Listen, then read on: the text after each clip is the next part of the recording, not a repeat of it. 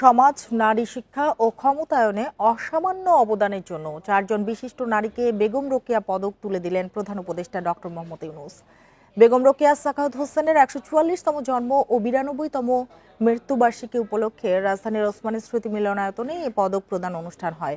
বেগম রোকেয়া পদক 2024 পেয়েছেন শিক্ষাবিদ এবং অধিকার কর্মী পারভিন হাসান। তিনি ট্রান্সপারেন্সি ইন্টারন্যাশনাল বাংলাদেশের চেয়ারপারসন এবং কেন্দ্রীয় মহিলা বিশ্ববিদ্যালয়ের উপাচার্য।